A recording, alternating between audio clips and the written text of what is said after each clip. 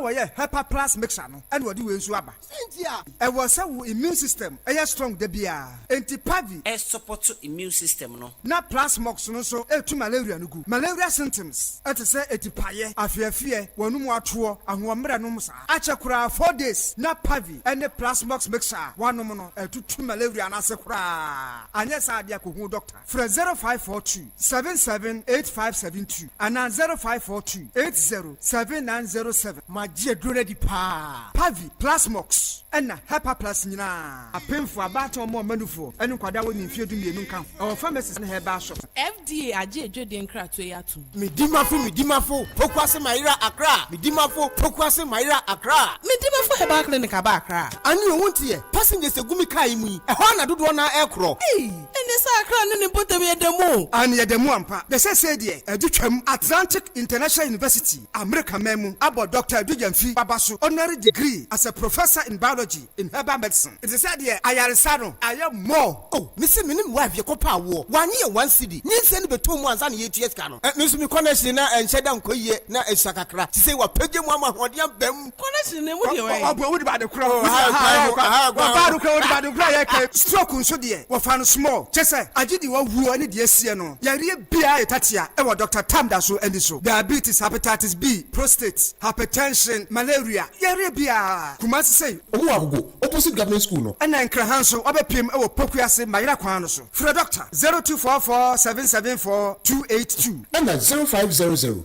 727215. Midimafo Herbal Clinic. Wudimafo ne hwa. Oluman Boogie. Oh yes. Someone who said here first edition no ekoye. Yes. Second edition yidie. Oh. Abaya the rough anti be register sesia. Our top radio. So when you 55 years ekwa. Would the unkai say registration no e free. Oluman Boogie season 2 yi. So with the enkunimu a with the life changing money. Sikasi sandi pasha bre and the coffee. And the achade bebre. The same mobile phones. Any TV. Oluman Boogie season 2. So when you're 55 years and twintwe wo na sekra. Na sadia season 1 no e jiba bia no. Season 2 yi abeye fanta bruta. Kayo sa Oluman Boogie season 2 jumadi yi. Ye be in live our top TV show. At the top 103.1 and all our social media platforms. Oluman Boogie season 2 asa ama pomuden. Yam papa mu eba kire yen asamu amamre ene amane. Sa pesa season 2 yi obe sponsor ana penchiremu bia fre 0503 711 344 0503 711 344. Oluman Boogie we am a dance papa. Oluman Boogie asa papa eni kura wu ye winner. And at top radio bakushi yesabum bakum radio bakore. And at top radio bakushi yesabum bakum. Na omo ya bi on foforo no omo di kan tro say ombema cocoa farmers 70% of the world market price. Afi de ade akochin ya no masesa world market price no say e binya world market price biem na emom cocoa board koton cocoa no a ne omo no benya no no mbema akuafo no emu ohamu chichemu eduoson ene e ka say we de anadwuma na sembe ni na wonkoa ukoton cocoa na oba na osese na wonya ya ebe ne atumi ahunu. So your well market price dia and now for phone kra na ugugula ubehu say well market price no e say ndu calculate emu 70% ya enya de bia ebe ye den na mom nia cocoa board nko a ensa be kan de oba no osese na onya ya yentumi enyi no chinye ena eno so ekwa ho a apan so obema cocoa board for obema private companies and license no de aye cocoa no ehun omo de abo ho bra na okohwe niema wakeka wo saa cross no a saa adwuma ni nyina no eye private sector no na eye ne odi be hie mu sesi a private sector no nya eye cocoa board cocoa marketing company for na eye no eye export and external marketing cocoa a ye de ekwa amanone ne yakwa akoton no na odi abehiem se eno no obema private companies no license na ɔmatumi ayɛ export cocoa na ɔmatumi amarket cocoa ne yɛsi woyɛ ne saa deɛ na cocoa industry na ɛna wogu no wobɛkae a tamwa na PBC ɔmo nko ana ne to cocoa no ɛno na yɛ aban nko adea nti yɛboaeɛ ɛma Ghanafoɔ bebree ɛnya adwuma ɛyɛyɛ yɛka sɛ daabi yɛmmie mu ma obiara mɛyɛ bi a nkurɔfoɔ firi amanano bɛyɛyɛ no ɛnɛ PBC agu nti sɛ yɛanhwɛ yie na yɛde external marketing no so ɛkɔhyɛ sɛbe ahɔhoɔ nsa ɛne ɛna kyerɛ sɛ cocoa industry no ara no ɛna yɛgu no ebiemu aban sesei sɛ wo cocoa fuo na wopɛ sɛ wotwitwa wo cocoa no wo wopɛ sɛ cocoa no bi wotu firi mu a wopɛ sɛ woyɛ pruning koraa ne nyinaa no gye sɛ wokɔkɔgye tumi krataa efiri aban ho ɛna ka sɛ ɛyɛ nim cocoa fuo no wokɔfuo mu ne sɛ wopɛ sɛ wotwitwa cocoa mu a ɛno ara ne sɛ wotwitwa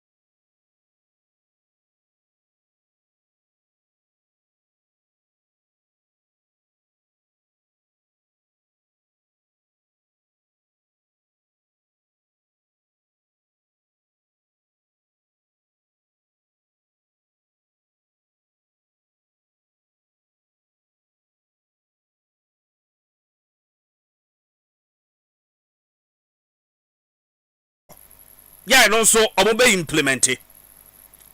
But I want us to take the NDC's manifesto, a quick one. 24-hour economy, employment, and jobs for young people. We offer or more manifesto noa. I think somewhere page 10 or so. Ubenya sa 24-hour economy and jobs for youth and our young people. Now headline is same job, 3 shifts, 3 people. I want to read a few portion of the NDC's manifesto. Yeah, Malik Basin Tali HSA or my fulfilling na. Obviously, we will, among others, A. Implement a 24-hour economy policy. Formula 133. Same job, 3 shifts, 3 people. Foxy, who are for sa portion no picture no eto na obia over YouTube ontimi NKB ewo. They are saying they will implement a 24-hour economy policy. Formula 133. Same job, 3 shifts, 3 people. To stimulate economic growth by enabling extended operating hours to create more employment opportunities across various sectors, such as manufacturing and production, retail, hospitality, construction, transportation, and healthcare for massive employment. Yedi kind no. Into 24-hour economy no. Malik Basintali say it has been implemented. Same job, 3 people, 3 shifts. Formula 133 in the NDC's youth-centered manifesto. B. Grant incentives to employers who employ through the Youth Employment Agency.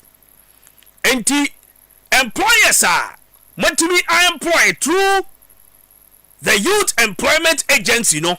According to Malik Basintali, Munina must receive incentives because it is part of the Youth Center's manifesto and it has been fulfilled according to Malik Basintali. C.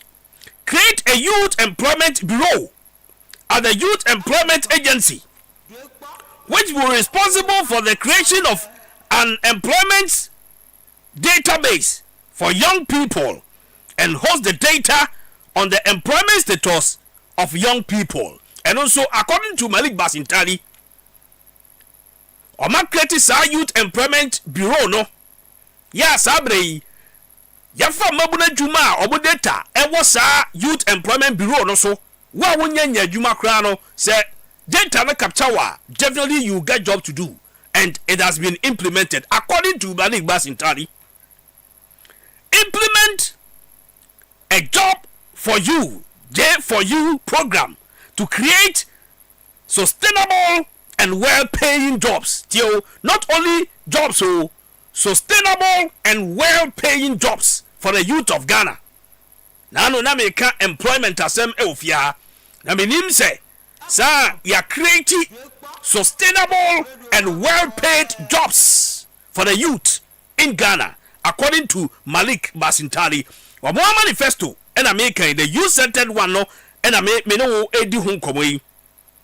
Develop and implement a program to support graduates of tertiary institutions with technical know-how to form cooperative to bid for public and private contracts by dedicating specific contracts to such cooperatives. Wabwa mabuna mawie university ahodo ano form a cooperative matimi akamu ho abom atimenya contract na aban mu dia ne private sector dia nyina no matimi dia ya adwuma hwem ho menim ba bi ewo. But according to Malik Basintali, it has been implemented because according to him all campaign promises are eye mabunu dia de. It has been implemented and is working for the people of Ghana. Create more jobs for young people through the Ghana Green Jobs Project. I don't know where we can find that. Deliver a migration policy to export surplus Ghanaian workers through bilateral arrangements with sister nations. He was somewhere in Western region. And in Mabunu Edin Komo. And all this Sasemi Etumu. And so if you are a youth in this country, now when you're Jumanya, I don't know how you're going to fix yourself. Because the campaign promises, according to Basintali, already has been implemented. Now, everyone mini obi din komo. Oya Juma ewo Nadmo. Oya penin kakra ya fofo mu bi Nadmo director CB. Menenu komo die bu ya wase kedi. We die besra mu amokom frama mu amonka bi mu ayen. Esan se aban fa ye besi sa abre yentu ayenka. Nadmo. They have family. They have immediate people they support. So they have life and ambitions. Now for be a Juma. How many months now? A few trouble. They are saying they have not been paid. But I see trouble. Why? Because Omuni say you can't kasia enye. The reality is that the youth is not catered for. The Ghanaian youth is still suffering. Jobs are not available. And when you're being pono, it is not well-paying jobs. And people get your crop. And so when you get the opportunity to speak with the youth, Malik Basintali, what do you want your opportunity to be a CEO of an agency? Man, funny say, Ghana kakraka yetumi you to the immediate people around you. Ya seven previous and ebia wudidi mabi so omoso. Ghana super. You to need super. And so when you are talking to the Ghanaian youth, man fire and say and say fa won say omunnim de anaso omunnim de omoye anaso omunnim de na omo hwehwe ntia omo ko simpianim koto aba. They voted so they can get jobs. Automatic posting are more promising nurses, no? Malik Basintali, how well have you pushed to make sure say nurses are ewofie, graduate nurses, or more amako any trained nurses, obia wako bia. Oh ya Ghana babunu. Sa automatic posting na mo kan wasem no ebetimi aye adwuma. A teacher for the MI, also posting, sign a wholesome city. You even promised, say, teacher near Obejatum, say, Obeko rural area, a Kranasia, seven previous, life is sudden ni hopapano, means a life in you, but and Yaman Obenya were Kranase, but what Jatumu say, Obey Juma ho, Obetla yo ho. Then more promise, no. Some incentives. They are asking, say, and so Malik Basintali, their son Sam now okay catch the gun and Mabuno. Don't call the bluff of them. At least the Unya Quenya now torn out Bishia Mabununa.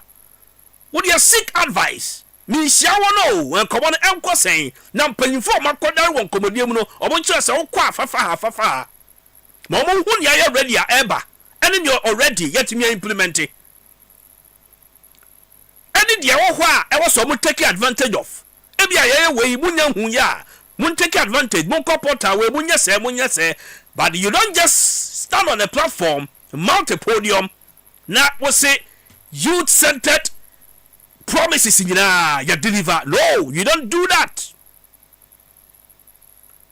Ebasa, to me who say it's an insult. And the Ghanaian youth, all share any musa buy bet me bibia boano. There are a lot to do. Right to the task. Now no make sure to awukoi. Can't say do a chin yagro. Malik, we see free kemu atogeba. Yes, we are branch way babunu. But opportunity o man penny diama wono. And fen yagro. Consult. And then penny phone come on, you are a young politician. and you are speaking on behalf of the president. You need to be careful on how you speak to the youth, because Ghana mabuno no sabe mpredua ya adwi mu da ho pa yenim de ye pa ma me fe no ensio bisabo for betina se na ya didi nkomo ze bidikam so e kire wo se Mr. Bako ho akoka adwam former Goldman Sachs executive Asante Kwaku Bako in August 2026 idea the conviction and they are the course, right? Thursday Yawodan and the conviction the course, but it was said sir and mobile ruling there be November 10th November judgment. November 10 rather he faces up to 30 years imprisonment. And to nyana manan kofi there was a hushim almost until somebody judgment in Bebano obeshima to say the judgment 10th November na the judgment in Beba I say bro follow judgment in my now shima e ba ye tifrim sir okay say or 30 years potential 30 years but e bia no anya less so yeah American Ghanaian dual citizenship and you need so say case once last me kan ho asem me kai pa yeah me kan ho asem because I think Abutrika there no yeah case am do actually boss so ma ye hu say investigations it has been there for about e ho asem beba me kan say me kan say me 1% petition OSP yes e bisa say ho asem akosi yeah you know it's good say ja abasa but ni say no you Goldman Sachs a American investment firm yes investment banking firm omo ye investment into Nigeria omo some client back on Aska energy from Turkish company no yes you know some the power plant to hand in Nigeria omo Ghana so ya so ayeshi dum so say the last me catch say Ghana mpanifo ya ho kire ya no mu didi say me catch ya ho kire mu no mu didi yes and dum so no look at dum so now I say say abani sign 43 PPAs 43 power purchase agreement within that short period no 2014 2015 mu no we bi na I had no be no to wake up 43 PPAs. It was say na na kufa no you have to renegotiate because most of them were take or pay. Yes. Take or pay. Your committee government, you know. Make I just Ghana mpanifo. Ya ho kire ba na mu didi. Ye nsam yesu no. No mu so wi ayen. Ya ho kire no a omo be yi ye free mu no. No mu di wi ayen. To me cash. Look at COVID. Yes. The COVID. We kwadi mabelu for example. Ujo odi se tietie ye. Hwe dia bi kosi airport ye say antigen test no kaka ho. You na dey contract no na ho se bebre Nigeria ni bi na. Ti say ahokira ba na nkomanye be use opportunity to ye betu ai bibia ne nkofo ho atoro no. Ne mpanifo no be fa opportunity to cash out. Ebi nie. Iteba sa no Asante Bako say ja. Uru say Asante Bako so no. Oh yes I did we no. 2020 something na make for the bar obey MD of toll yes it has some almost time charge no board member no MD of toll okay. So MD say board member okay it obey it has some breaking on reason no ko say UK say UK is in the US there why some mo ye so we never no mo studied from UK eco US no cost and neutral it American Security Exchange Commission na dey no court so breach because sure books no or hiding from more officials or by Goldman Sachs for no so eventually no America for so maybe a Foreign Practices Act Foreign Corrupt Practices Act so American citizens now could try bribe baby a chimi charge o you so music na free mo America for we use you but we are American citizen now ko bribe ko try bribe more outside country bi a and obi outside America no mo chiwa you be to American here just stand try on dual citizenship yes American guy try again yes we Kumasi guy o yes ma me kra ho wa hwe yes ma me 83 years ma me ya bra ye pe power plant yes and ya be solve doom so no ne ye mpanifo o ne ye mpanifo ya ye Canada MPs akwade 1.5 million na ke bi hwe dem answer na be koso no say dem na wo ka mare de na asema wo ka no me fa ngo ka ka mate eso o he ne ka say yi Obohene ka say ye aban by idea pa na aban na ya was some of from promises to the youth also my dinner 133 ship na we na ye bi say get no be kan no 133 na we no yeah bibi you have not done say jubilee house oh I mama appointment see Ghana no oh say Ghana yes I say when your job come asema aka na no crop say nipa no no kasa no this Gen-Zs no omo nya nkwala bi a ya bi omo taking things lightly say nkwala bre na be say ma for from e dey no maye about has done nothing dramatical in terms of creating employment for the youth omo nya hwe this job migration mu yi na da hoda da the ordinance in kwaya in Jamaica na o ku fa do mu di because Barbados enye new na mo to as which is good but we can say be shemu kena ya so say mo de mo be good bia ko Dubai ka kre bia ko Dubai na say o complain kwa say be be so person mo ko mu need the require skills no so mo do dem be ko it is obvious say we train you for those skills na bia air condition repairs and we ni ko fu be tema do ma ko allocate e mu say jobs we available wa ha ni ko de mo yi what training everything mu ye ni everything mu ye enye na ko fi Japan mo ye na John Kuma mo ye adwuma wi na mo ye just me change di no it mo nya dey dramatical na say last week na IMF for the buy say youth unemployment is stubbornly high in Ghana around 30%. Okay, youth unemployment is stubbornly high in Ghana around 30%. To find IMF report ufa mabum ye say bia ba ku ni adwuma ye and Ghana so yeah Ghana Statistical Service say even 60% of nipa in employment they are vulnerable employment not well paying job and no well paying na that issue bet you ready vulnerable employment e bi akwa de chi twa ka e bi aside da ho ukwa ni chi ntia adwuma no mu create aba ni create adwuma bia so she no create impression say mo me na nkwala ni bufu masa adwuma no nya hwe say da ka no wo posi ho ka 5k man no masa unye hute nti me she use na bufu we me minister mo ntasa mo create adwuma ma youth no about 50 or 20,000 150,000 graduate every year from our universities because take it graduate 3,000 we graduate 5,000 we invest in other polytechnics any nursing training college any college for education yes about 150,000 youth are graduating from universities and tertiary so every year they are still waiting for automatic posting nti more you know come and more kwala ni bufu kedi nti em last manifesto no for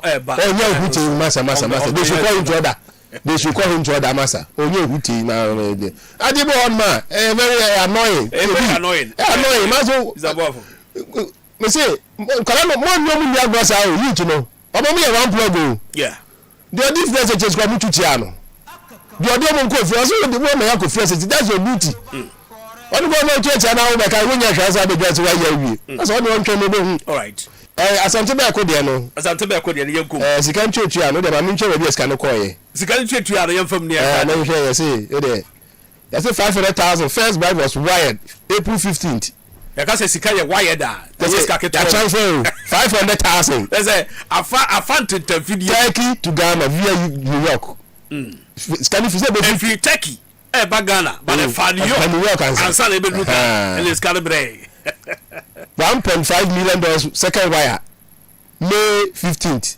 second invoice 2 same day senior official signed the deal dollars assembly 1.5 they said your teacher yes.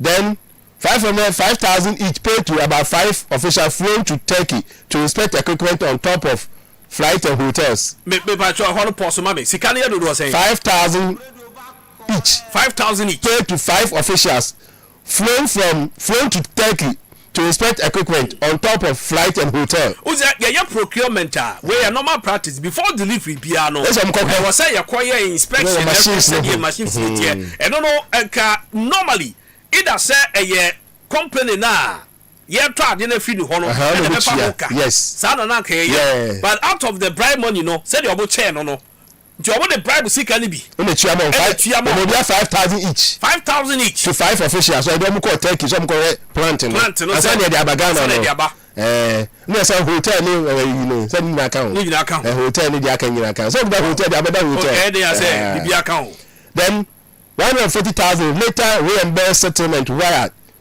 This is specific charge in the count 2. Okay, the yanko yanin. Then the breakdown of funds email so email link of email. PURC 20,000. PURC Public Utility Regulation Commission. PURC $20,000 and a call. And name Ghanaian official 10,000. Ghanaian official bia yabo ni di 17. 10,000. Edi say akofan krata na ebehu di no. $10,000. Yes. Ekoma. Then MOP girls. Some mob girls no krana me poor market. Ministry of Power staff 20,000. Yes, yeah, the sika mo almost say omfa eni nkomo and support this MOP girls, Ministry of Power girls. Ministry of Power girls. Staff 20,000. Hey. Power team $25,000. Then yeah, they make $100. Power team $25,000. And a power team here for no. Team now say ya consider some solving some power mra. And Dr. Kwabra no say Dr. Kwabra no be no ho no. Say no statement no. But we say lawyer. Who na the lawyer? Hey, who be the lawyer? Who na the lawyer? Ya wo fa o. Wo fa be. Keti Yamo. Keti Yamo. Kabia be kapa pa just go. Keti Yamo no. Oh, Dr. Kwabra no lawyer. Eddie. Okay, so you are no lawyer. Lawyer. Firm na come na don call. Okay, so na so committee so agriculture so ka no can mines and energy committee that time no 2014-15 yeah okay then Gridco engineers 20,000 Gridco engineers 20,000 yes Gridco according to said your chase yes I said chase can the charge sheet you know indictment document now mo di convert asante beko $20,000 Gridco engineers 20,000 Gridco engineers 20,000 engineer we who Gridco masa sika ye tua wonya sika ketwa omo wo emergency sika bi kra ni mo mo saka e wo ha na bibia giwo na wo se omo rush kokohwema sika omo je no e sika ketwa we Gridco engineer 20,000 parliament 30,000 parliament 30,000 and no obo the parliament na say obo the parliament 30,000 say no say obo che ya ma bi ko wura mra se bedwa fi MPs no committees no so no obo so committee no mines and energy committee no obo so no onimbodi di o tuatua tokro ni we say asante ba ko na nkase de tuatua ye okay omo so no ni tuatua ye na asante also for 35,000 ono ni owu also for 35,000 say the oye hwehwama de on paper no say ti ono for 30. The email ended with the phrase, "Can we perform your magic?" And the recipient was described as waiting for the holy rain. Recipients, no. Obu din koma, they wait for the holy rain. They were waiting for the holy rain. It was saying, "Munya magic, munya holy rain, that was munya magic, no. Emma transaction, no. Yeah, pass it. $1.5 million. But can do here? Can do here? You say, "Omo those in the energy sector, so CSOs like ASAP money, papa that then make say, but Siamo Paya say, the government should renegotiate the contract because I can't. This is a can because the company will factor in this price as part of the cost of the plant. I don't see the DJ tariffs, energy tariffs. The tariffs say you change the when you can the contract will be there inside that time. No, the base will be your base was wrong. The PRC on the regulator no this KD. I don't all my base no cost. PRC between the consumer who should succeed on our behalf no who should bribe pay American document bribe on pass cost on no even the companies are even efficient Ghana na nkasa no nipa dwi when say because break it 2022 yes actually investigation be at America for you they are convicted they are committed amount they are going to sentence on 11th of November if you never start here there tell me make answer what done go be on say say no phone bia no so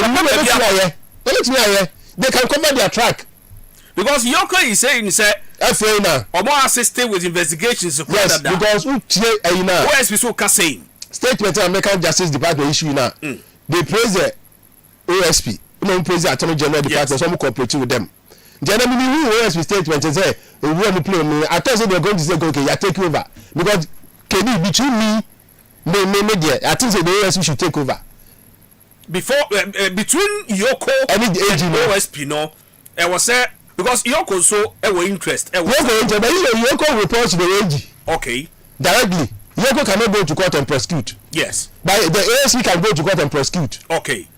And this OSP na so asem we mu now investigating or prosecuting. Me I think we have better amount. We have expect say Dr. Yini said the ọmọ ọmọ mi nǹkan fún ọmọ parliament yìí ebi kan náà nǹkan ọmọ ẹbí ẹ̀rọ some side for now deputy attorney general. Yes. Dr. Inu is a deputy attorney general. Yes. So in the fair case nǹkan ó nyàmá us náà nǹkan ọmọ handle. There be a conflict of interest. Yes, bibi ẹgbẹ̀m wọ́n yẹ most of them maybe that empower minister now. Sometimes maybe another they were your colleagues. Yeah, they were colleagues. MPs bi wọ́n na obi àná yẹ chairman committee ní sẹ́ bi ẹ̀ MDs náà kẹ̀kẹ́ ho ebi àná ministers ebi àná deputy ministers. Because Dr. Kwabena before so ni hwee in Japan so bia no e Dr. Kwabena so ni hwee you know the gist ka no o see no crescent the time na omo initiatives are purchase of yes power plants yes. You know with the company the said company yes and Mary no dia no bebre no kan no but okaso nim sa brand no aye friend no o so nsia ne da onim do so obi anso da o so obi anso bi bia so o so obi anso ko gist ka no hoda nti ni din pa de ye nyim frim so no ka so wan fix do so about resign or resign yeah or resign pepe yes nti no obi a nti said and lawyer name of Katie Amadi state by there you share but me prefer senka OSP investigate asem no dam yoko me that's my preference but people can be very wicked. Oh na KD we nya me wa 2014-15 nipa bre wo Ghana how KD who ko fi am say like na to bless nya dem 8 hours o na me da adwuma mo say you su plant into okay me da adwuma m say be ya me because I couldn't stand the heat. Yeah, no too much. No, you're too much. And go for businesses are near go chroma. Now obi cash out ewo ho. And do who ni pamo bompo kakra. Oh, master. Today if you are a Ghanaian, now wo so far doom so e say business. Say doom so, who say doom so destroy nearby destroy our area. Say bibia KD. Go for one year crumple to me. No report bia. And someone somewhere was casting out. No more report to be out of our pain. It's so it's of social economic research. It's for Legon. Only report it cost about economy about $650 million. Yes, because them almost 1 year. Yeah, them was 1 year. You know, I think say yeah penny for there. Say them catch no. Yeah penny for no. Yeah, what year? Eno mudidi akwase abusu apanyin bi as obi nwu ya sa no motie obi nwu no organize ye no very bad KD very bad intino very bad na reshuffle mini reshuffle so na huru so sa o I mean I say nipa ba kwa yi na yi ndan kai sanka yan ho no kwa nke ma bi kwa ye former local government immediate past local government minister amedi be dey local works and housing yes ezo ko mapani yinu kra ezo ko tena nchen se ka so ya government o lebia de ka so o nya de o ka so too much so o nya de but works and housing no be hu so and so the problem is that having works and housing as a common deputy no Mame Gisela Tete momuye the works and housing minister the woman is an engineer was sure there that's her field eti ko no momuye minister no minister no Adam se mayor the deputy. I'm going to mayor deputy sir. Oh, minister to deputy. Cabinet minister to deputy. Now cause one three go parliament. No go come majority you call leadership side. Since I'm Yaga so by local government.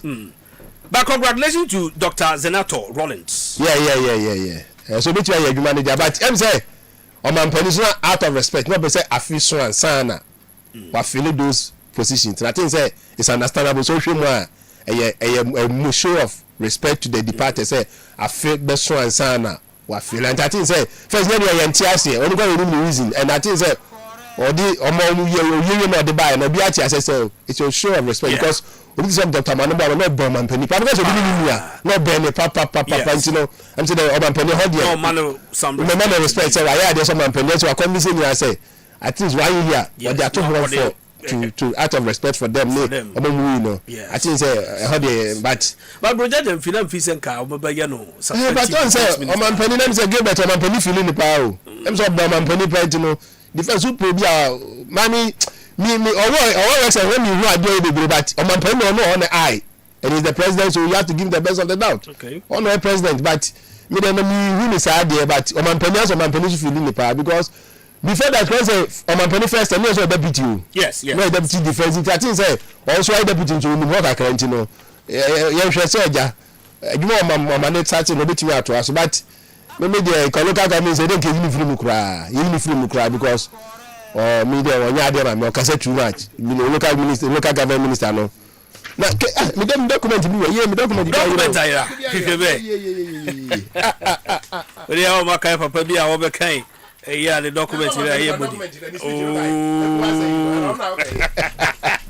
it is you know be so na guy is there no and I you know get ready o you doctor kwabisi there be BC there's only 1 minute does obey yi I Vicky hammer the speech so quite no me see last professor be all the gone Professor Charles Aka or ye analysis be okay di adia ha mi o ma dia 20,000 ayra ele ko rehab bra oh look go am now I'm I am Top Radio 103.1 final point Jumedie and uguso 80 very soon my beja for betina se na ya to ankomo so me ni owura boafo eguso etwetwe nkomo but joining ewo your social media handles no so YouTube live Top Radio Ghana Professor Charles Aka Legon or economist or discussing Ghana's development the last 60 years. Okay. Now as a Ghana no they be America say yakaye you can am for again say bia you are being too pessimistic no or compare Ghana independence 57 year near PS Malaysia Ghana is Malaysia independence 57 and South Korea boss that time 1960 yes 1960 to 2024 25 as no can no say Ghana so you can GDP or many domestic product GDP per capita which or many scale na chemini per muma they may be anya Ghana Ghana deal do be anya no for GDP per capita yes 1960 na Ghana had $176 $176 the United States be $1 all right Malaysia 245 and South Korea 158 okay in 1960 na Ghana which is sky wa na had $176 Malaysia 245 South Korea 158 na ye so say South Korea yeah didi ma na you come right yeah about 2000 okay Ghana there 253 178 to 50 you from 1960 to 2000 Malaysia 12,257 Malaysia 12,257 South Korea 4,088 South Korea 4,000 yeah what we say no or what to be developing money the GDP per capita 4,088 2022 Ghana 2,176 wow yako hefa 2,176 let's just say yeah market time Malaysia 11,972 I drop kakra yes 11,000 from 12,000 there to 11,000 11,972 South Korea 32,000 okay 256 what can why 32,000 and me I believe say a corruption omutimi fight and a omutimi develop you yes and your resources no so what resources no na nipa kakra bi da etwigu omobotomu a the country can never develop. Look at the GDP be ba bi ejina. Look at the trajectory 176 per capita dollars 1960 even you do 2,200 South Korea 158 to 32,000 because South Korea you dare not say ube engage into corruption yeah be cool me see yeah omu ko dey jail na so mo jail omo former president ni party ni parliament omo na dispute na call a martial law, it's a state of emergency he has been impeached, he has been jailed omo ma ye adwuma they believe in rule of law and I know because Africa you see colonialism na ma yan ka chidi nunga me I think obi say corruption I think it's true corruption is too much KD corruption na Ghana say 2000 na start see a grow obia ope kwan ewura ban mu bia what the target the ope so unya Oma mpani akufade na kan also be so unya ska go to the private sector e chira ya say oh ya hu bibia ya hu she na this Oscar case test case of John Mahama yes Samuel fetch pa But I think President, so Pierre Benya interest of my Ghana, it should be the president, John Dramani Mahama. Yes. Do you know why? Do something on the first term. Yeah, and so, as you were trying your best to solve it to me, solving doom son. Now, halfway, sabotage. Why? Because they were taking bribes. And she said, "Oh, you better say that could do so." And a Ghana for whom mobile, your pamo what they are. Then don't have mercy on anybody. DJ bribes. It was our bribery allegations with him. Weapon American Ghanaian. Most of the contracts were inflated. Most of them were inflated. Nina account the power sector no debt abegu ho no. Internet power the board the industry say bre. Ghanaian industry cannot compete with their economy Cote d'Ivoire no can. Power the board they compare to subject just say the board dey because cost na high. Kedi internet anya dey affect you ma direct internet your bills was no. Be out check how you 50 60 group chaba 120. Internet issue affect you bia. Na period na gibia, ni gree ko gibia wan anye. I'm not for the PS. I'm saying when you do one of the PS that time. I'm not the money to go on the honor. I'm saying I'm not who.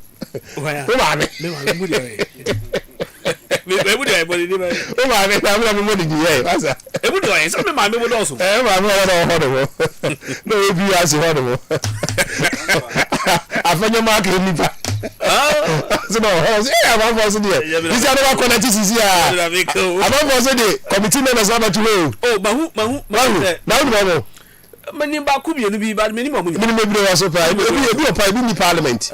Maybe a home, maybe a parliament, maybe MDCC. Chairman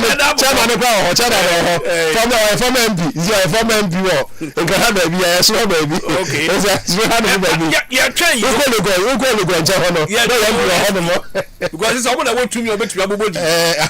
Dino, but a man did say about Bobo. It's a OSP. I train Yoku. Papa, Miss also. What was it? Lawyers, but they don't practice law. TKD has some no. I think among people expected more. People expected more. Yes. Yes. Who be a fool like mini reshuffle. People expected more. People expected reshuffle. No. And then my can say Beyonce and then my Mia Kasa. Abno Gifa Gomashi. I'm say I created us for now a word. I'm not the church papa and say honorable atofos ready mini budget and I say media review. Tourism minister. While more creative arts did now conference no most start here sector because you can say KD a year ago man penny launch a blaster experience. Yes. You can say where the amount of your bay shay or can so be model, can so be model. Yes. So the government idea be the why you wọ́n fẹ́ dọ̀sọ̀mọ́ àdọ̀sọ̀mọ́ uncle dọ̀sọ̀mọ́ bíbí ọ̀sẹ̀ wọ́n fẹ́ man kasa nti creative art fúnra bọ́ ọmọ ẹ̀kí náà fẹ́ ọmọ afọ́sọ ẹ̀mí ẹ̀yà náà ọmọdé fry bẹ́ẹ̀ tó ọ̀sẹ̀ maame ní bá bẹ̀rẹ̀ yìí government accountability sọ ọbẹ̀ yẹ díẹ̀ náà ọbẹ̀ ká ẹ̀yà yìí díẹ̀ ọba yẹ kí wọ́n ní repeat yẹ this 10 most visited sites no tourism report ọmọdé bá ní kwame nkọ́mọ́ mi nìṣó wọ́n ní ewu ẹ̀dùn ọba bọ̀ bọ́ọ̀sì ọmọ sáà kwame nkọ́mọ́ nìṣó ní ọmọ mpẹ̀lú ẹ̀kú fún àdàdà ọmọ àwọn ẹ̀bá fún ẹ̀mọ́ ẹ̀fà sí ìyá ayé ẹ̀fẹ̀ fẹ́fẹ́ wà á mẹ́ka àti bí ehu bíi yẹ twẹ́ blaster experience no because kò fún ọ̀kyẹ́ dàkọ́ ọ̀gbìn jubilee house jọ̀sìn dùmọ̀ àmú wọ̀ họ́ ni mo rẹ̀tìmọ̀ àmú wọ̀ họ́ ni mo abẹ́ẹ̀kú santana àmú wọ̀ họ́ ni mo kà blaster experience mo kà sẹ́ tourism mo bẹ̀ náà ẹ̀ dẹ̀ mo mpẹ̀lú kura sẹ́ ọ̀nù kura bẹ́ẹ̀ mọ̀dọ̀ ọ̀bẹ̀ṣẹ̀ Ghana tá bẹ́ẹ̀ mọ̀dọ̀ yẹ hu ìhwẹ́ up to now wọ́n pẹ̀ one sector ọ̀nù tí wọ́n bọ̀ ọmọ mpẹ̀lú ẹ̀kú fún ọ̀dọ̀ àbáṣọ ẹ̀yẹ tourism sector he did very well. The year of return, beyond the return. It was one of the most massive achievements of the government. Yes. No more yet this trade fair area from where we go. Project one. Now some amiiba no great someone here. See hotels or trade fair hall hotel chairs or hall. The tourism there. We do find more good for them. Into Mumbai, want to ask. Okay. Into my the press conference not by there. Me also but what some uncle do some show. You. Last year. It was surprising because tourism one sector. Every 2 years create employment. Last year 4.something billion. We know the effect. This they do December. People Bagana no. And I'm saying December. Year all round. Yes. So it will not be December. That's what everybody know. Blasters went to the whole year round in the activities. but mo ba ye hu dia mo ye ye di na mo sisi a si anka first start bi wo but the government should partner now ke hu dan ke bibi na krom ya start cha unje ya start cha wote ne yeah o ma start cha wote festival na o ma start ne it I think the tourism minister no me who aduma o ye she should be up and do because aduma ku fa do me tourism there who to fan to do mo ye hu o mo di agro kra o mo di akra okra fi o mo di egoro to mo yira mo ho ah is that one for me that say yes expect more sure mama you know be bring zanko for you mo I have some commercial Kofi Adams ni agugu wa mo do mo ye na e ma ni akosho mi and I'm allowed for I'm so radio na mo ti say say free mo na say dey free mo wake up you say wake up no so you bet me akodi ya check bo de dia kongo for kobo and playoff no we playoff wako intercontinental home ko kan wa na no zenya no say kan jimi yan kan no aye ne ya pa no mo share pa me da see Mr. Boafo abusia me twa me ho aba I'm going for a quick commercial break na ya to so here in the studios na beba sisia Raji Pechimio. Just say you're waiting and teardrop. Auntie Manse, just who drew why I said the whole sad one. Bra, Baji Congo ointment. Na kososhe. Say so my enemy at here, team. The yan is over teatu and some keke. Now they are strong when I'm and one no. Honey, say Congo ointment, ya enemy at here, yet you got you must say, come na no nam media, said ye and nanom the giant one. A ginaso, a free tete in the end, ya ham one yachi, a cabo must say, and you won't free a crow, pompo, anyone how many yar when you know. I'm a salvation me. For not to suffer for the skin, Miss me Yuzubi, but it's yes, me home, na mammy your bear more. So what you say? Mr. Midian, Congo ointment, Edra no nam. FDA, I dear get the encra to yatum. Edra no nam. Ah, enti anya atwe na gina hoi. Ebe yo no a, osane pa. Hello madam. Hey, nana me hu wache. Hey, enti atwe wuni. Oh, in fact, why you kesi o? Uhun so ayefe pa. Ya mia, e free bra wo de me call thanks to you computer clinic ba ye no. E na ma me hu ayefe, na me ye de nyina kosa no. Hey, say ni pa yira ye modua. Sentra. Oh, in fact, why you fine? Na enkoda ye wo ma na ntafo yi. Ai mia me ma. Set na me bra wa wo ho pa o. Na so ye free thanks to you computer clinic ba ye. Tafo nyina ya memma me fiefo mabusuafo go bia yade a ehwa na ye kro o sa o ene wa yade abusuafo ena da me ka kire no atwe na nanse ne ho ayefa wanya ntafo ekura wo mo fefefe sa no ni nyina ye thanks to you computer ke se kura de fidia software bebre abeka ho yare wuduo bebre wo ho so awosa thanks to you computer clinic wo okua no e free su hum kwasa mankese kwantimpon no so pe se wo hia thanks to you computer clinic a friend wa homa iso 0545 25 2880. Thanks to you, Computer Clinic. Brabeji Ahuading. Oluman Boogie. Oh, yes. Someone said here, first edition no ekoye. Yes. Second edition yidie. Oh, abaya the rough. Enti be register sesia. Our top radio. So when you're 55 years ekwa. Would unkai say registration no e free. Oluman Boogie season 2 yi. So with the enkunimu with the life changing money. Sikas sandi pasha bre and the coffee. And the achade bebre. The same mobile phones. Any TV. Oluman Boogie season 2. So when you're 55 years and twintwe wo na sekra. Na sadia season 1 no ejiba bia no. Season 2 yi abeye fanta bruta. Kayo sa Oluman Boogie season 2 jumadi yi. Yebeye ni live our top TV show. At the top 103.1 and all our social media platforms. Oluman Boogie season 2 asa ama pomuden. Yam papa mu eba kire yen asamu amamre ene amane. Sa pasa season 2 yi obe sponsor ana penchiremu bia fre 0503 711 344 0503 711 344 Oluman Boogie we am a dance papa Oluman Boogie asa papa eni kura wuye wina eda top radio bakushi mesabum baku top radio bakore. All right, we are back from the commercial break. A higher top radio 103.1. Final point, Jumedie. and Yeguswe, it's Monday evening. Na Mamenka says soldier carpet. Mebacho ebi ewo hopa, you're very available. Soldier carpet. Mebacho mo penu dudu biano, mo betumi afre soldier. Na omo kinds of hood nyina bi. Very, very affordable. Ebi a center carpet, artificial grass carpet, ripped carpet, omo woolen carpet. Say mo ya sorry now per carpet no kese pa ya sa sorry ho nyina. Eno so ebi ewo ho. Soldier carpet. Say one more Cantamanto.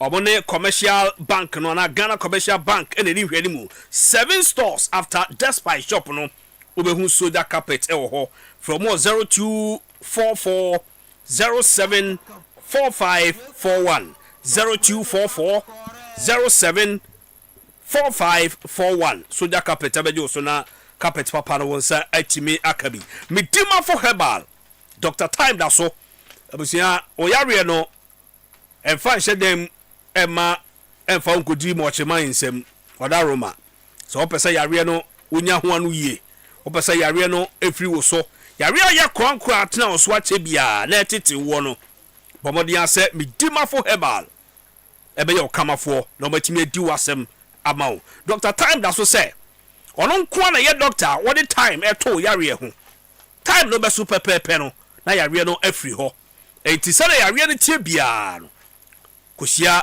Dr. Time da so na ontimi emboa na asemda ne se oma bie branch kese pa here in Accra pokuase Maira say yes isi yare say ye dompemu yare say ye stroke and achi obi de na to ho yare bia ye bodin ko hu midimafo herbal no ontimi emboa numbers we so fra e ya yare ho komo e na oni omo endi say yare bi wo so na fra oni omo endi wo yare ho enkomo obenya no yie numbers ni 0244 774 282 0244 774 282 and 0500 727 215 0500 727 215 Dr. Time da so ebejo so Siaka phones ede ona phones ni biaba na abusia ona phones no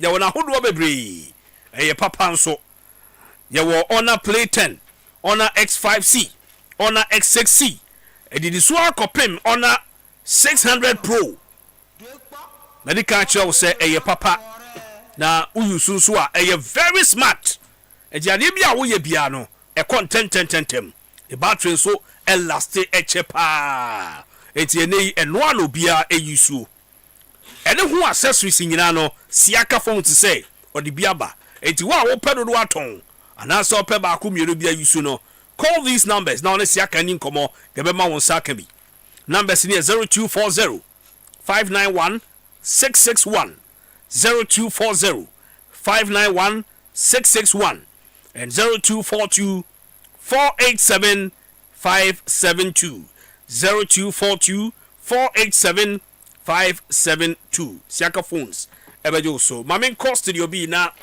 me guest Edwray Akwaba yeshe enkomodia say you see Mohammed a member of the NPP communication team na Edwray we are still looking forward say yes Ebeka Richard Ni Aye our member of the NDC communication team Efia is supposed to join us na we have a conversation eti yeah trend ni na say yeshe enkomodia say Yusuf Kedi emo ajo nyimre Kedi midasene akonya wasan so di ama me nyimre se membra na me ne Ghana from bidin komo awa kasafidi kese so na anyade a me fa ne lightly at all okay dudu ana na mo yenim de for mu tie nyimre embo na nya obi a na etimenya sa akonya yinti no se nya akonya bi se na epese ye kira adwen ne kwan so se na be ya efutuo any education bi ana ewom no amanfo so etima fa wom. All right, you see me pese ye shen komodia say they free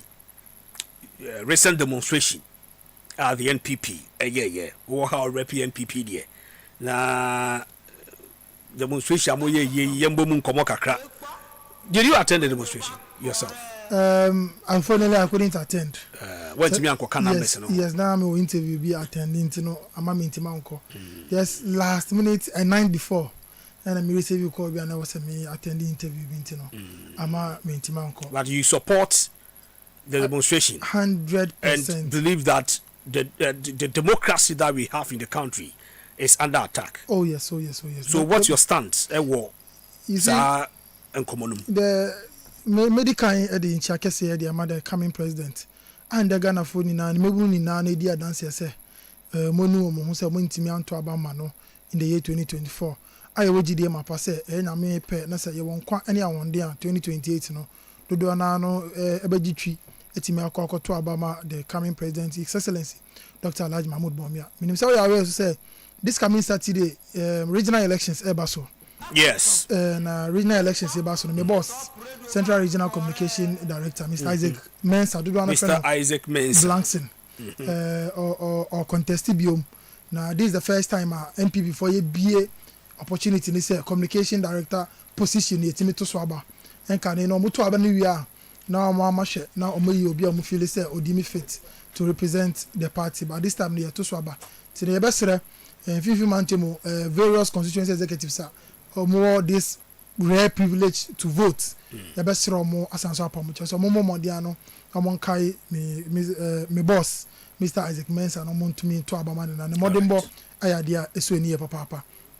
Moving on to the substantive issue concerning whether democracy is under attack or say was it necessary say nyama ibeko say yeni na ebe bon compa coachira.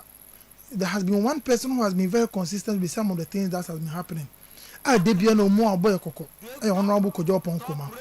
So betie ni interview since almost started achiche since almost started say almost targeted some MPP persons, especially those who come to radio, those who use the social media, being it TikTok, being it Facebook, to also vent their opinion. No, now can be said. See, I'm careful. Let's say no. I'm say first so MPP phone kwan the known MPP personnel and the yachiomo. Let's say a man for MPP man me can once a man. It will get to a time they move away from known MPP persons to persons who equally just vent their opinion, which will go against the government.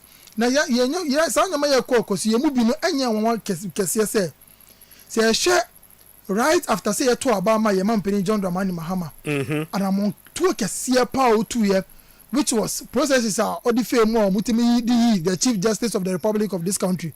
Yamame Tukunu, Eddie Free, I can't say, the position, and my Mudu Duana who say, Sana moyo mutu ide ayade ede hu sunsun so kese na beba se ye bon composer so ko echi ehwe enyoma esi after say muyi ye mame tukunu a even with some of the judgment akoso in some court to the extent say a judge near no or secure court otimi here certain quotation bia obia timi bobo nechi including NDC judges amo papa ide ferry entino oko into retirement shockingly and surprisingly KD sa judge here oh yes sa de here obia ka say ni rule o man na nya papa ni nyina so the man say rule na nya papa no as we speak sa judge ni they elevating from a circuit court judge am abaye na high court judge. This alone has given enough incentives ama a judge for ni bi na akoye say na onkomo pese omo ne abaye tisu abaye kanana no I say a good reason for them to continue to work with in favor of the government.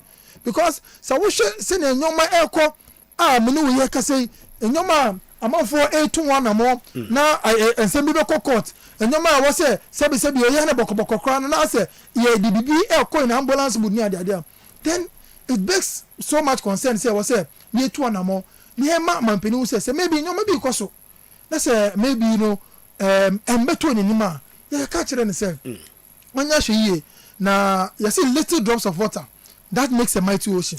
Sa no man kitten e koso yi ya nya hwe na se ebuye ni gusu a ebedum pempen so bi a ade aha kese beba se bekai ebebon kompa hwe echi aka ye man peni odikan Dr. Kwame Nkrumah Abreso on so nya a huge endorsement o ko share the election or contest here vis-a-vis how do you call it UGCC at that time on my gap kese pa sa into no ba be man peni e chire no ana odane dan or the parliament sana dey done dan mra and later ogu political parties ni na ka no kwani party e chire no ye na idea dance say even on one finance minister bedema as at that time no every time now already opeko adwane it na say and yes as who those kind of traits in your man be any anamonto be a cause ba ku bienu miensa we ought to complain about. And you see the emma no money now say in this speech arrest no crane say me no ni na dia dancer with the kind of benefits that NDC ni Mampeni John Dramani Mahama benefited from this kind of behavior when they were in opposition, especially with the kind of inyoma yin name Kevin Taylor here.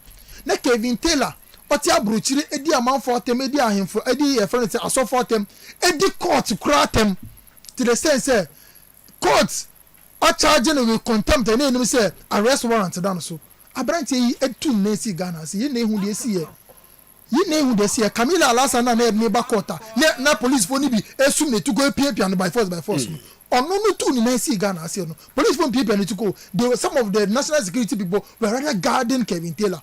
If Kevin Taylor san nyoma yo oye na ntwene ntwa no kwan so friends na nya no kwan so na se wetime free abrochira bagana ase etimi akokot ma court etime isa tabo no free so that was where people felt say if Kevin Taylor can do all this and go scot free and go unpunished, then people felt say they could also do that late. And then what happens next? Say Kevin Taylor na say jane dia omo ye iti abane dia abane say bebe wo bia no matter where you are in the corner of this country you'll be looked for. San nyoma ye cause an affront against free speech. Ye tu one among say ye di na san nyoma cause wa kasa any akonya kese da ma nyina say ye hu nyoma bia nkoso a ye nna na betumi tu one ma ye na ebe ho aba friends ano bye embom no say se kebi na betumi kebi na ye se na akwa da ni kebi. Now, you see, taking into consideration some of the content of Samoa, don't you think, say, ye abuses our free speech now, not considering, say, Wambraswa, Emma, quite say, Casanem, Untimin Casantia will be to say hate speeches, and the year threat to the Kekahono, and also Emretia, and it will be a trust our line now, Mambrano in Indiana. Emrana, see. Sekedi uchina yonesa meka semina fa onesa won say entwato so a you go by the civil means one was say me usiumi a you be fine me say you charge me with a fine say intimate a what will happen na ni makwa godin because you fine me na me dem me intimate a emna na ma ho kwan ana me say asem bi enu ane obi eka awa Ghana ase ya ni mu even 10% ebedu be Kevin Taylor kan in the past 8 years ade say empese ebedu no kra kire won Ghana ase. None of all of these people who have been arrested within this country over this period of time, with the exception of 2 people, Rebecca said they went extreme in some of their commentaries. You say, okay, some of it, threat to them, it say, move to one and more crana, it's understandable, no. The rest of them, do you want to say insults? Now, the essence of I am a serious crying, Kedi. And say Obi make you comment on something. Na nipa na make you comment na otia so wu here. Na me a very pretty comment na nipa na make na refuse say comment na nipa na make na anya no kwan so no. Me aba be che me. Na nipa na make you comment because oye ndisi ninti no. And then that's so na ma the government feels no obligatory say the because say nipa no amana be prove the point. Na the other person now or repeat the obi kan ne there. So it's the same thing with the video Mampeni any national security coordinator in Jubilee House Edin Koma Obi posted video no. There was someone who initially shared the video. Nipa always share video no. They say hey I didn't know share the video. And even do you know the funny aspect of all those things? Even the government communication minister came out to say that 150 million we now no more can. It was about something else. The person who said he didn't do any commentary about it said he only asked what is this 150 million Ghana cedis that the president did mention about. The government communication minister also acknowledged that there was a mention of some amount, only for us to hear say as we speak this gentleman has been arrested. As we speak, General Buhari of the MPP has also been arrested. And these are people who never said insulting comments. These are people who never made any threatening comments. And they are remote. Say Kevin Taylor of all people are hateful. So for Krumasi Akandifoni now what made you be at them, including our courts, could come into this country and went scot-free. then in my humble opinion, nobody deserves what the current government is doing to them. All right. You see, Mohammed, a member of the NPP communication team. I mean, Mr. Richard Ayi Akwaba. Ni? Yeah. Emwajo. Yeah. Akwaba. So. Yeah. It didn't come on ever the demonstration, the NPP's demonstration, democracy under attack. And your take on their demonstration, and if you side with them, that your democracy is under attack. If not, why do you say so? Okay, Meda was in a chatty for an annual Muti Top Radio 103.1. And a very good day, my Sanseminiawe. He's having the opportunity to talk. And also, we journalists, also, you are sitting at the back of the console freely. Obienwa or attack. Democracy in Ghana is under attack. Democracy no under attack. Omo mumbu ade omo amadwen somebody dimpanifo bi atem. Omuni no kro omuni nyina so bia. Sankofo no say all say wiase utwa nkontomputu bi so a. O say mra no ni wonye den enti. Se bi mpiedu asanse bi buru. Se bi nyaado. Se bi kodento say so cramp out hui. So utwa nkontomputu so a. You not feel comfortable about it. Yeah. So sema obi be ka fa ho na enye no kre na you anu bi enye ye de ya say e bia oto na obi say wakoru awopu house girl na ya fa ni dance ye bia ya ni friends wako ya friends say be prove be bia onya asade we na we ni evidence bia wa hwa say ni pakro no yenye ne den obi so awopu house girl who are you so one or say waware two we bu anuma say akira mansan nyina and then you be a composer who did the first gentleman of our land in the US. Who did the president attempt to any evidence for what you are saying in Krampua? They will arrest you and ask you questions. The fact that there is a freedom of speech, it is also enshrined in our constitution. Say there's a responsibility to who is giving the speech. Your responsibility, they say. The other can be an also from Rano to now. Say, I do okay, and create fear and panic, and say, would what you are saying be an injurious to someone or someone shares? So, we will not say, Okasa. You can make noise, you can see all of the things, but say, okay, Sanya Manas and Memuno, and then Marano and Namahuna, Obiano Bibia, and the democracy and attacking and people who now conquer demonstration. Okay. Democracy is an attack. Almost a year on person demonstration and more kind. Even the day MP for call demonstration, no, many power che are no most some Ghana mine. Omukonyan April Mukonshia Crampuno. Now a Kyle 1 year pepe. Sagan MP for choose say 6 August. 6 August, and Omuchu say Omuye demonstration. Ankasadano, a Akufo-Addo, former president, His Excellency Nana Dankwa Akufo-Addo. Uncle Becca so more kwa isan say sadane de bia ye de kai Ghana fo a omunya akwahye wuye ano musom man ti sadane de anka ye de bia anka we are going to hold it with high esteem until anka it will not be the best day for them to demonstrate, but under the leadership of John Dramani Mahama we give them the opportunity to demonstrate to the extent that when they were even demonstrating they were attacking police officers, they were beating police personnel. Oh, I have the video. Man, who you? They almost see you koto and I want to see answer. Say, president can just say, "Oh no, what's that? Crap, no." And I say, "Obi a person on your no back camera." As a demonstrators, no, on person on your don't say, "I'm before all the young bachelor." Say, "Obama na say say about the bachelor." Omo come demonstration. Say national elections, regional elections just at the corner. It's the demonstration now we are in na be. Only national vice chairman election are all corner. All of us will be organizing demonstration. Into the demonstration, it was a very well come out. Before baby was here. Chairman the minority leader was there. Let me say, Nana being organized a demonstration when you are on the campaign. Only national campaign. Demonstration the campaign or launching campaign. I just the campaign what chimney aim. And democracy be and I under attack.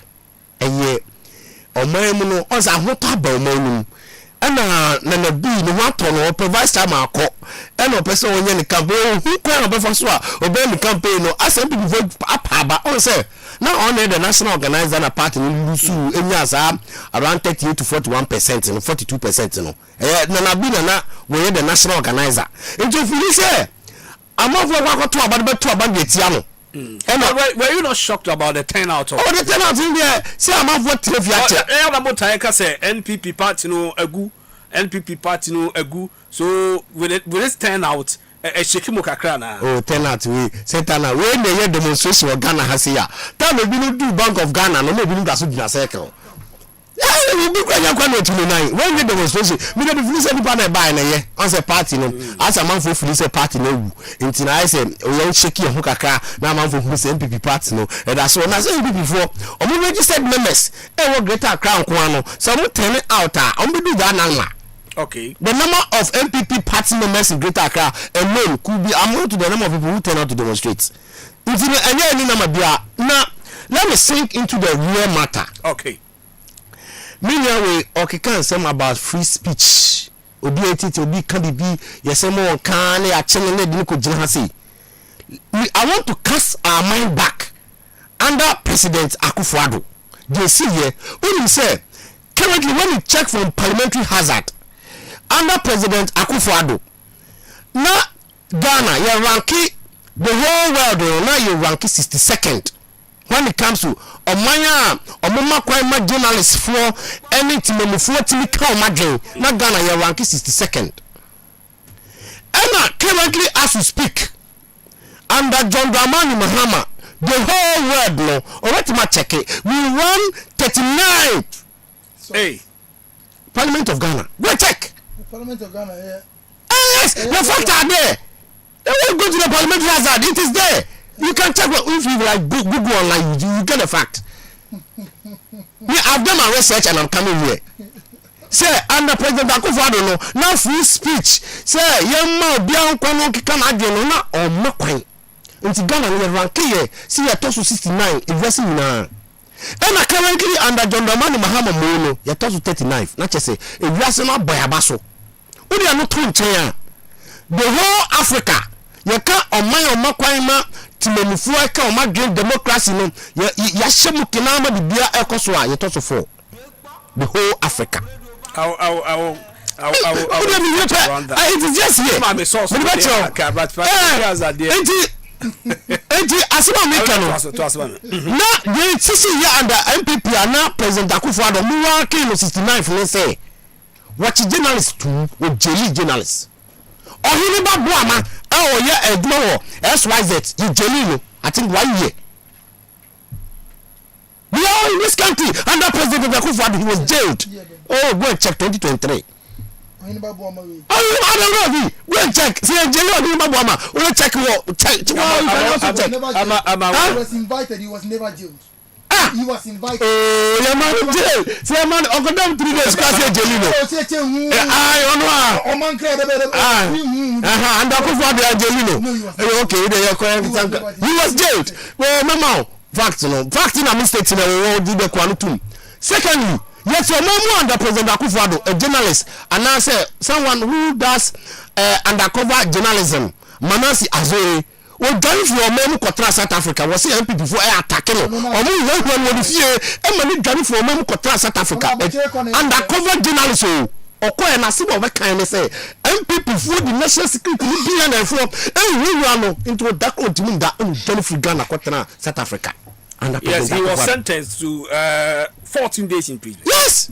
So a journalist was sentenced under President Akufo-Addo for free speech. 14 days. In this country, a journalist was sentenced. What the hell can they? Who they are not to change? Manas as you are saying, American. Who they are not to change? No one can. There were other Ahmed Swali. Is he not an undercover journalist? He was killed under President Akufo-Addo. Obia we yenhwehwe mu sa manfo ye kita hye ne proye journalist o ama MPP for omo senior party member ehye sa kwa no mu kunu ampanampa no anwuahe papa yi ameswale ne nyankopɔn fa ne kran sɛ wakasa mu hu no mu nkuno ɔsɛ ɔmo mu nana ɔsɛ ɔmo buro out of a bro na kwa no fa mu yare anase saa da kwa no ɔmo nso ɔmo sɛ pani ka asɛm na sɛ wan kan si a wosoma na sɛ wan soma yi a ebia de wan te soma no yi no ɔbɛyɛ amana boro so ɛna ɔmo ku akwa no nta mɛ so ale under president Akufo-Addo free speech journalism or journalists you ku hwɛ asɛm na meka no it's like it is not a joke matter. It is so serious to the sense say the whole world has to rank Ghana 69th. This was the reason why you rank Ghana say you talk to 69. Now they see amame. Maybe man no ebe really no. See you can say free speech MPP for mon command to because obi wiye journalist wiye journalist journey free Ghana and I say journalist. Nyoma me nsa o. Ba ko journey free Ghana. Ba ko ewiye ameswa le wiye. Manase Azure Ghana free Ghana. Ena Ohibabu ama if you jelly in 14 days in prison. As of now, we don't know how, but we don't know who. Asemsi na say yemi asemi nwura so a. When they compare freedom of speech na Kamia Kwaye say Manase amanso ale oye individual manase tunya tubase be ma so woni me le kasa enu ono le kasa meba nya tubase say ebi krompa personal adie bi with obi nya tubase woni me le kasa nya ono until say the investigators then be babonte said this was the cause and these were the people and the reason behind the death no yen van say amanso ale kuwa amanfo kokun no yenu hwe mukra bo yese omukun na munim se sama no undercover journalist but black in the Japan MPP for presidential flag bearer hopeful yeto abeta nansi akoka se omuhia na munkunu no ona na twitwitwa amanfo ye corruption ewa president Akufo-Addo nyantachi mu koka se president Akufo-Addo crash ni boto mu sane ama no ona koka se omukunu ombo no. In conclusion of this matter, when it comes to free speech, MPP doesn't have the boss. They should keep quiet. Under their tenure, someone was murdered, someone was run out of this country, someone was also jailed. But they are not touching munya or memu. Yes, so be out who kasa. Yes. But meduna yabano. Muma yemfa ebuo emma oman constitution. Na se yebeka bibia, you say the kano. You the answer after your evidence to support it. Metiwe you na politics. Minko kan assembly enyo no kore emfa the flag bearer of New Patriotic Party obi ti say Dr. Mahmoud Bawumia asema enyo no kore min kan fa no ho obi ti say former president Akufo-Addo asema enyo no kore min kan fa no ho what I say say we na so kura na asema nim say eno kore dia I will say it but ade only who na so there don't try sure me and two vote on Ghana for ni omomu everything is okay. All right, but I say ni Richard Ayi, member of the NDC communication team, Greater Accra. Mame Elko, why you don't? What I say? Just a minute. Then 1 minute. Then call the next topic. Mo. Onwani ni akwana ukana wasema odia koshina and saying about say NDC youth manifesto. Ayede. Atrobe na wendi amfa eura Dr. Mahmoud Bawumia. Okche Malik Basintali. Malik Basintali. Say ori prekonam.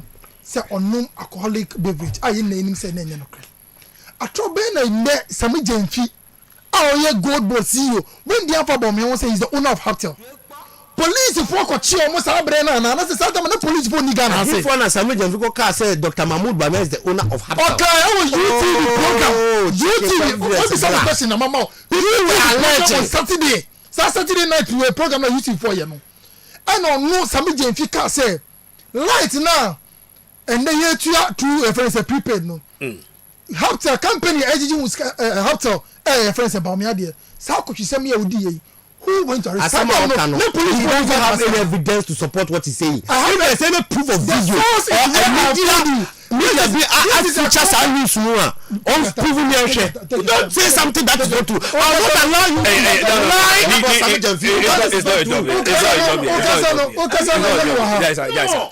ni Say, come on. Because say a next topic soon. Yes, I'm fatal. So what I say? This is a known thing that say, and I'm mentioning it again. Allow it. Say, you should come and take me on. Sami Javi said it on YouTube program. It's not about you. It's about me. And me say, Sami jan fiaka. It is a different mean say me try to so I hold that your friend say liability on myself. And I make a tell say somebody have said it on a YouTube program. Say Hampton is owned by Dr. Mahmoud Bawumia. Somebody have said it. It is how you say me amuka in a certain say be na police for Ghana say on better sankrofia now. But na do ni Bawumia e ni me say o ka me kebi no sa kasa ni nan e ka ho bi. Enne na nsa omo Martin Pebu. Asema no kan. I said the level of arrest that cause on free speech is very bad. On one side, no say time and another was no friend another mampam. They be on TV3 so. They be friend another. Who arrested him for that speech? All right, me say. Something like that really himself to. I put some similar friends comment. If you poke of him lady have all these are all the who have made similar comments. It will be part of free speech in your cause no. As in them and this 4% much say attend your monti bi da no. Nyame ana show. Me say my entoa so na yenko enkomo fufurum. Ora your friend no Asante Kwaku Beko. We woke up to a news to say Oko Kota Ewo USA. He's been convicted. Yeah, or train say US Mrano ebe to me ajeli no. Then you say somewhere 2014 to 2015-16 there. Idea wa brada ewo dumsomu na omampani ni omanani abre ye pekon ebe fa so ebetimi asolve na Ghana for ho atowon no na we say yetimi top plant be free take ho ba bi company ye fe no AXA Energy owura yi na di animu hwe say ebetimi secure sa energy plant bi ediaba oman Ghana mu na no na aba be da di say wotimi etua bribe sikatwitwiri die a eboro be ye 1.5 million US dollars chichemu sa ema bi mu besoso aban mu mpanimfo bi members of parliament bi mu ano mo ye adwuma woto PURC fo mpanimfo bi ne dia keka ho bobo list no sa isama Ghana ni bia ebisa se enti corruption fight no ye tumi pa ko ewo man Ghana mu ni me no ka say OSP HSA asem no onim ho pa because omokra ka ho bi na omo provide some evidence any omo for investigations ana US aban no eye ye ka say eyade yoku enso kire say oh omo so ya we pa it sounds that tamana investigations e koso bia no omo so support here with some kind of evidences ni ade a no omo so ebehia attorney general amaya ya we say ensem no omo sum yoku kire say omo esum me no ka say Kwamina Donkwa sa tem na wo ye Dr. Kwamina Donkwa sorry no ye energy no power minister ya na wo hwese ye betumi anya sa dumso no ano pomasi bre no wo de krata ba bontene lawyers HRS papa no agitum se omo eko sa deal se omo benya plant bi afisa company ya bodi no ho na sa papa no aye fe ne be ko no won hu ne da won ti ni din da there was no instant wo hia wo bi anaso ni obi din komo efa bribe tua bia eho asemi ekonkon ho ye twen yoku ye twen OSP ye twen attorney general baby ye be kwa kosie Yusuf ye nche 5 minutes on this topic kedi ndisi for ne kata sisa de I say sebio akotere ni ampress oh ndisi for ne kata sisa o sha se na so wo kabisa I say akotere any ampressing na me say ni wa ha ndisi for na mu ko kabisa obeji atum justice doche so bekaya okay say it was created, it was looted and shared. And this is for tomorrow, Kedi. And this is for tomorrow, papa. Ezemi, o share list ni mu a, kwa mo fa so chair no. Kedi. Those days, omo no mo mines and energy committee so no. Kedi. Our parliament when ebi mo according to report, ebi mo saka bi o. So it might be say. Kedi. Why mo the final green light for the deal to be assented to? The NDC were in charge. Kedi, there is no way you can go and bring some other people on the side in this matter. Okay. Dumso, titi amanfo. Dumso yes na mo university awa here GIG in the Unimark. Yebema was assignment. They be a dim light. Sambre no be kaya phone kakraka bi eba ye. Ai no kwa na amanfo de WhatsApp by force. Amanfo dwitre shigu ye. Amanfo nyuma ese ye. Na ye pe anu eduro ye pe kwan ye betimi aso ano. America for one currency okay dollars on kwao. UK for then more cents pounds and cents. Yeah. Not even $1 crash room. They saw something fishy about it. It's in a contract in a coin. Na baseless and senseless take or pay. Now I am be samo. Sana sa take or pay ni nano. Na okobrani bi se baby o na so mfaso. Ege de na ye the generator bro. Sabe. Oko ye program. Na oko program oko rent generator say generator ne mara. Generator ne yen so ye. You see ye. Now say anya ba no kwa ne de sabe o obetu fuel ska. How does this make sense? Finally, Ghanaians have come to understand the reasons here. Omoko signing some various budgets, various deals. Na sabe o amafo jowa nyensanim. Today, as we speak, because of sa katasisi ne proya NDC for abreso sa nyama we see intino. Today we have 2 levies that Ghanaians are paying. Ghanaians are paying ESLA. And then energy recovery reference levy Ghana for sector levy. Any sector levy Ghana for you. Almost so bad as almost so introduce another one in Dumso levy. All in the name of said them. Almost you kabada heading. Ewo. Sana sambre nano. Ghana for a charge or and school reference and mofra na ko mu ko tro mu BC no wasi. Light in ni wo. Among 4 hours and Mukodia Esikafo Fienim to do their home assignments. No. Some persons within the government of NDC has some benefit somewhere. And today, the obvious and the selective justice that we keep on mentioning in this country. Okoya Muhudi any day. Yantiza Yoko Kokoya arrest. Yantiza Attorney General Asuma CID. CID boss okay friend is saying. Madam Lydia Anna. Mami. I TikTok abina kwa ka send me sabi afford who there and quickly. I'm arrest them for no. They abduct them. They take them without announcing to anyone. Obe search ya later on. And so about betim pose sabio ya chi woni pa den na ko baby. Till date, ye who ade bia. Ya ko don. Yo. Madam CID wo fe. Oh, no wo fe pa. Wo fe. Me yira mbese no wo fe say sama me no. Kedi. At date, America for the soliciting information where has a boy corroborating my boy man that ometimo prosecute Mr. Belko for 30 years. 30 years. Omo de man one maximum sentence will be 30 years. Almost say by 6 November and the sentence na nkasa baba. But from the money no ko kire say Abante na waje himself. He's been convicted. The sheer bribe. Now bribe the emails any cases now kire say someone within the power ministry there. Then na eba no yowura Dr. Donkoro Mubo ni din. Then him say na the deputy so yowura John Jinapo. Sometimes he was the deputy power minister. But for now, names have not been mentioned specifically. That is why I have not been precise with mentioning names. But what I can say confidently now here is that it happened under NDC. And the NDC is fond of doing these kind of things.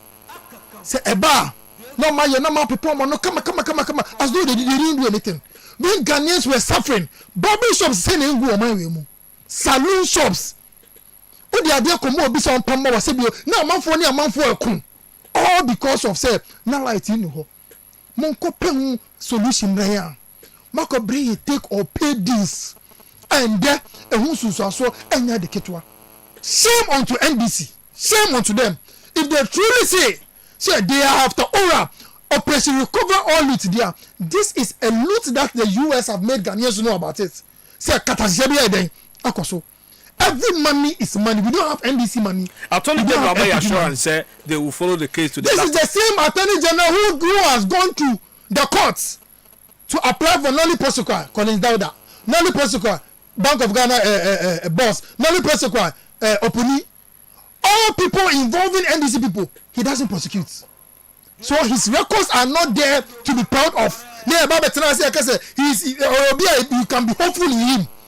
The only institution that also made this age more where Papa Maye could have been OSP, but the OSP slow.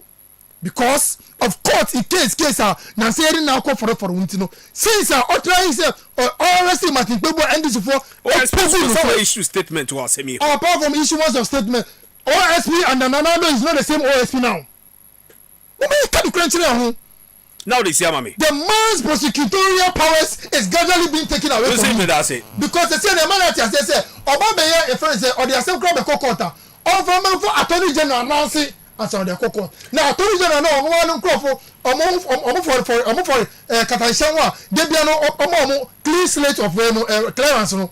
How do we believe Sasani Mebesi? Shame onto NBC in Kataisha. Shame onto NBC. You see Mohammed, member of the NPP communication team, Maminko Richard Ni Aye in China. Yeah, SCA or USR, yes, secure conviction. Oh my Ghana. My company na I can assemble AXA. My Juma open. Only on my Juma pay. Yeah. I mean, I know your business. You deal in power generators. Yes. I know AXA Energy very well. They produce a lot of megawatts to support the national grid. Sometimes I didn't even want to mention.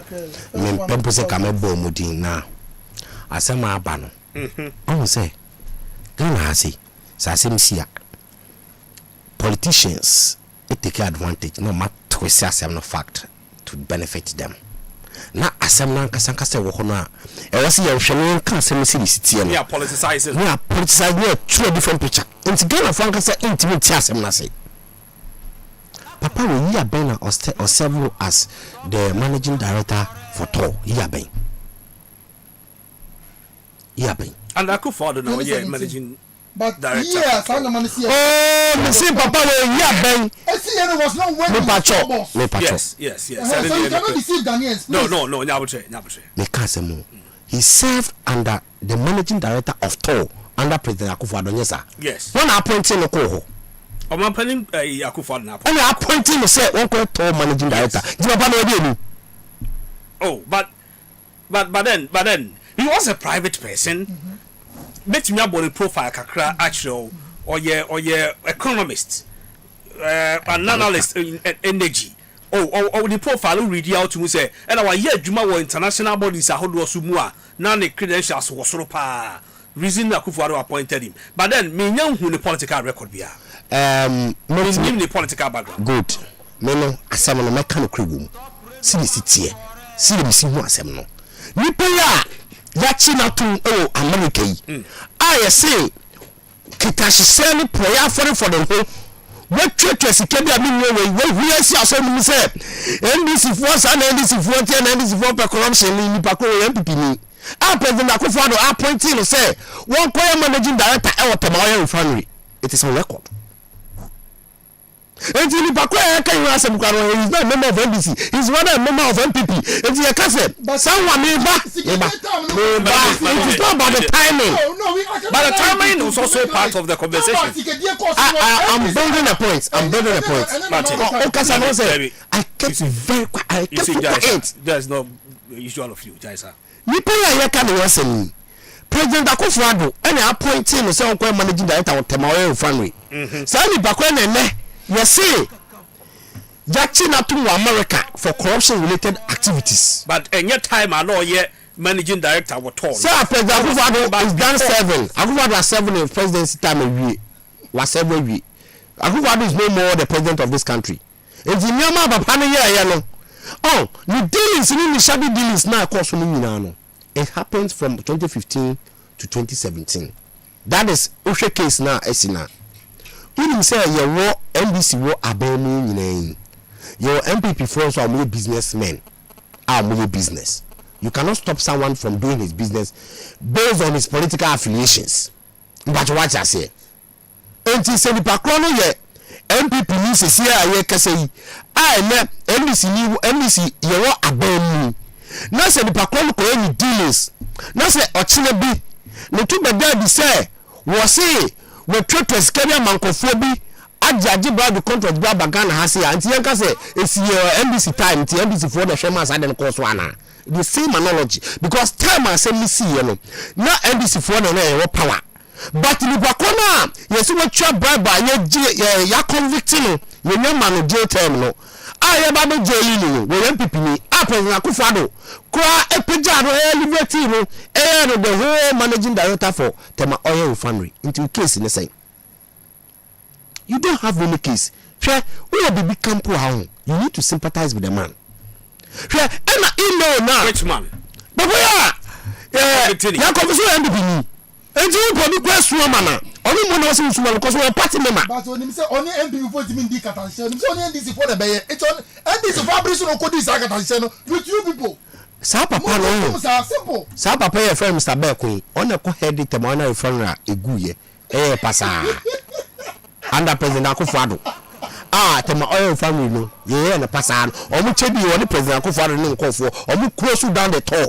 Was spending 1 year crowd tour. Resigning. But who appointed him there? So it means that even a year it's like this man is taking my time.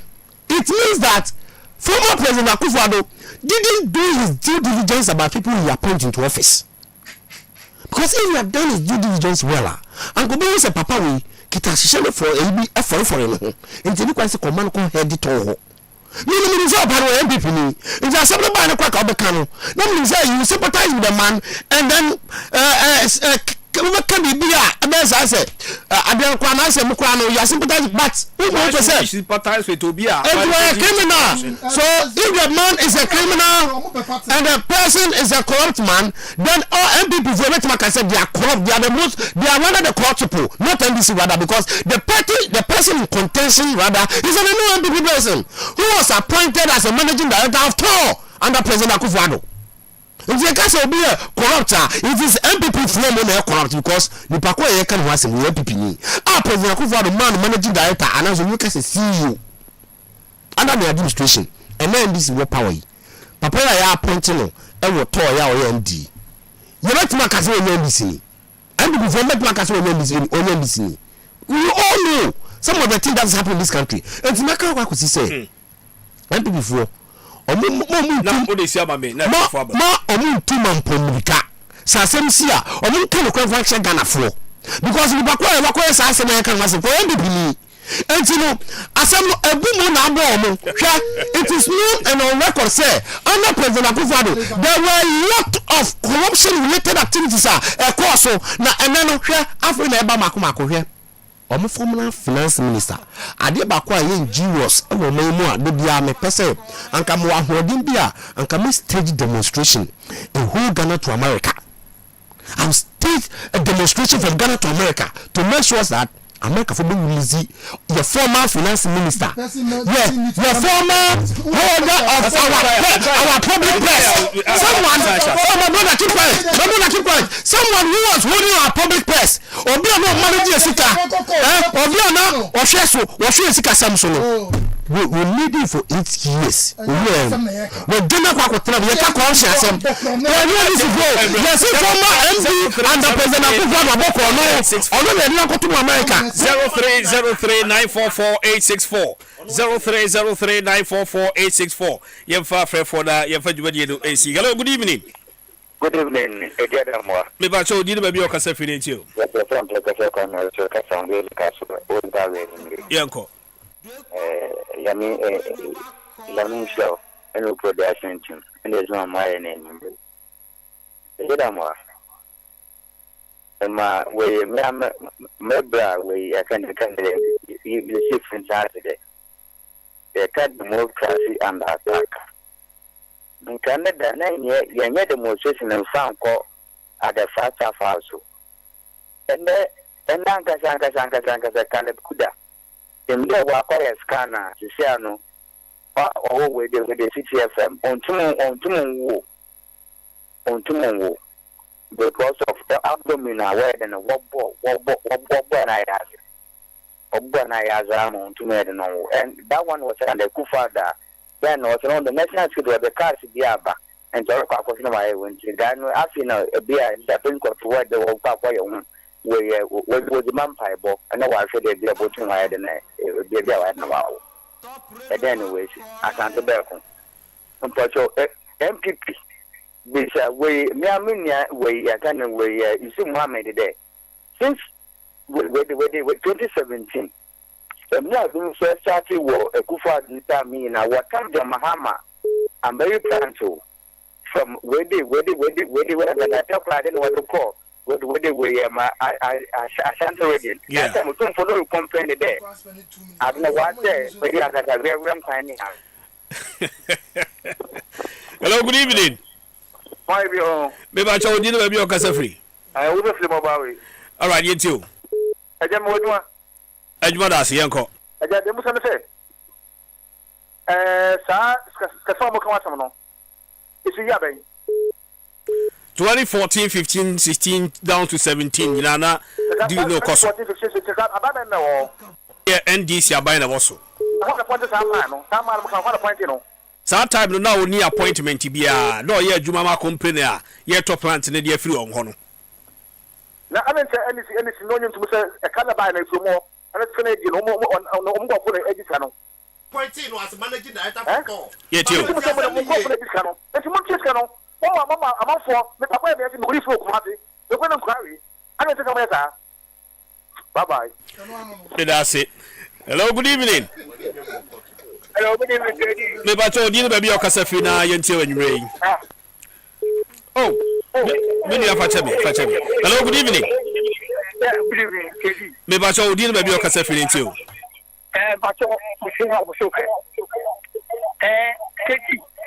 What did you say? Kapani and this year, I would want the man I want to talk. I didn't see any time.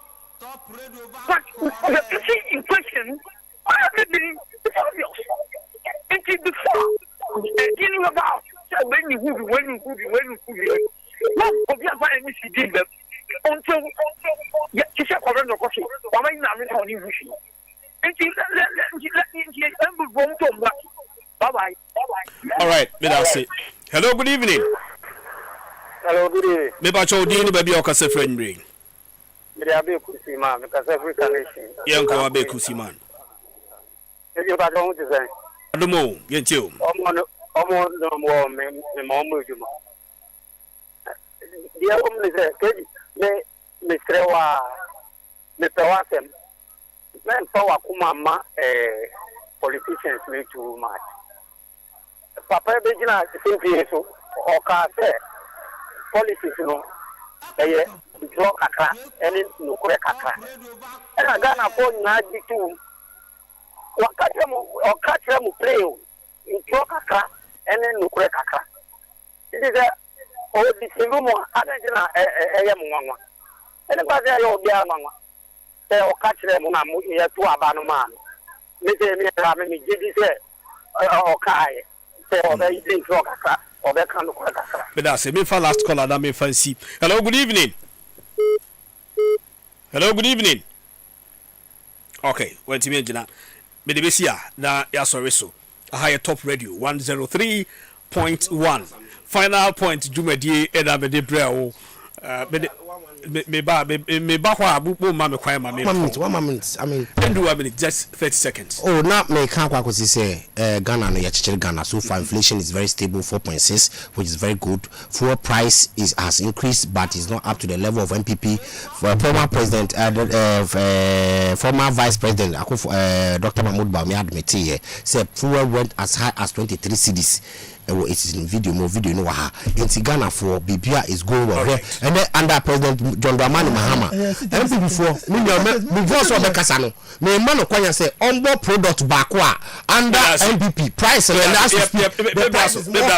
Bebraso. KD, make Sera Musentra for saying that Galamsey is happening far worse than it is before. A catcher of penny than Kawilam Sebeserano. And yam pie bo any de solve Galamsey. Here am penny catcher so the AI be ye train AI no so episode here. And only the HM that's it. Bebesia da Yado Bibia Uchi na say higher top radio 103.1 final point Jumedie na Bebre on Monday. Yakupon yard much na Tuesday ebeba na beto asom no so bedi e de kusi damwa from KD. Better production team ni na say Nana Jim Berima the senator, executive producer, Mr. Roger Tete, Mr. T, Mr. Kwesi Buafo, international editor 1, Odikro Kwame Ahen, Father Amache, what you know, time achi, Foxy, and then me call social media and so. Nyakupon Yaduma, Yebesan so Asia. Before I